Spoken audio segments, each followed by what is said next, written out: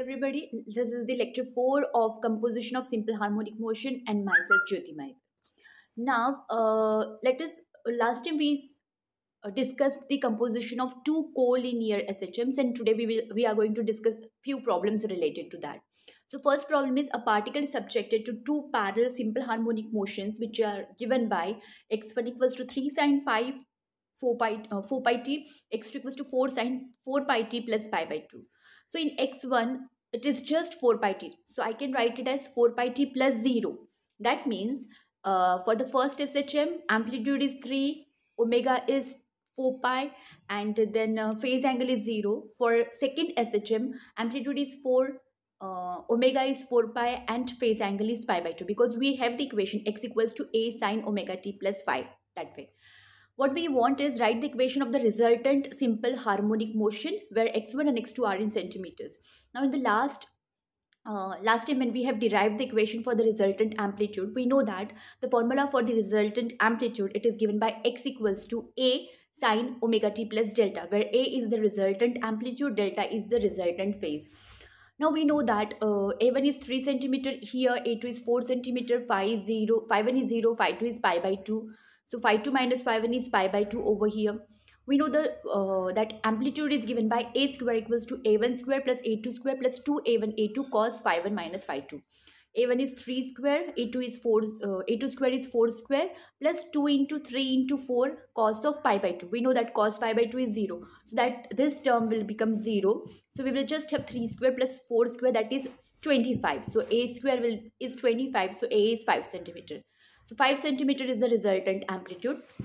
Now second is we have to find out tan delta. Delta basically, because delta is the resultant phase. So tan delta is a1 sin phi1 plus a2 sin phi2 upon a1 cos phi1 plus a2 cos phi2. If we will substitute the values, we know that sin 0 is 0, sin pi by 2 is 1, cos 0 is 1, cos pi by 2 is 0. So we have to substitute these values and we will get tan delta equals to 1.33. That means delta is tan inverse of 1.33. So resultant motion will be x equals to 5 sine 4 pi t plus tan inverse of 1.33. You can also calculate the value of tan inverse of 1.33, which comes around 53 degrees something, and you can write that value. Now let us take the second problem. Two parallel SHMs acting on the particle are given by x1 equals to 4 sine pi t plus pi by 3, x2 equals to 4 sine pi t plus 5. What should be the minimum value of phi so that the resultant amplitude has maximum value? The particle remains at rest. Now here there is some conceptual understanding is involved. Now say we have x1 equals to 4 sine pi t plus pi by 3. That means it is x1 equals to a1 sine omega t plus phi 1, x2 equals to a2 sine omega t plus phi 2, that way. So we have phi 1 equals to pi by 3 and phi 2 equals to phi. Now first condition is resultant amplitude is has maximum value. So when we have we saw the different cases, we know that amplitude has maximum value when two SHMs, they are in phase with each other. And what is the condition for the two SHMs to be in phase? The phase difference between the two angles, it should be 0. Now phi 2 minus phi 1 should be 0. Phi 2 is phi 1 equals to pi by 3. So phi 2 equals to phi 2 minus pi by 3 equals to 0. So which will give you phi 2 equals to pi by 3. Okay. Now second condition is particle remains at rest. Now we know that particle remains at rest, that means amplitude is 0. And amplitude is 0 when when the two SHMs are out of phase. Out of phase in the sense phi 2 minus phi 1 should be equals to pi. So phi 2 minus phi 1 value is pi by 3 equals to pi. So phi 2 I will get pi plus pi by 3 equals to 4 pi by 3. So phi is 4 pi by 3. Now here same numerical you can do it by taking phi 1 minus phi 2. Then in that case you will get here minus 2 pi by 3. That is okay. So as to get some positive value, I have taken it as a phi 2 minus phi 1. So phi 1 and phi 2, it is minus in the sense it is difference. We are taking difference. So you can do it that way also.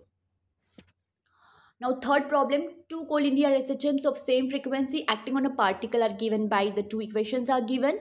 Write down the equation of a resulting SHM. Now this numerical is exactly same as that of the first problem. Only values are different. So let us solve.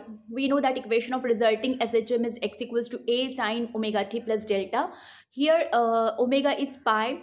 We know the formula for a square. A square is a1 square plus a2 square plus 2a1 a2 cos phi 1 minus phi 2. A1 square is 3 root 2 square. A2 square is 3 square plus 2 into 3 root 2 3 cos pi by 4 minus pi by 2. So if you will do these calculations, your value will come a square equals to 45. So a square is 45, so a will be equals to 6.7 units. It is not mentioned whether x1, x2 are in centimeters or in which unit. So that's why we will write simply as units. Now tan delta it is given by a1 sin phi 1 plus a2 sin phi 2 upon a1 cos phi 1 plus a2 cos phi 2. I just simply substituted the values of a1, a2, a1 and sin phi 1, sin phi 2 and all. We know that sin pi by 4 is 1 by root 2, cos pi by 4 is also 1 by root 2, sin pi by 2 is 1 and cos pi by 2 is 0. So if you will substitute all these values, you will get tan delta equals to 2. That means delta equals to tan inverse of 2. So the resultant motion will be x equals to 6.7 sine pi t plus tan inverse of 2. You can find out the value of tan inverse of 2. I didn't find. Okay. Yeah. So thank you. Thank you so much.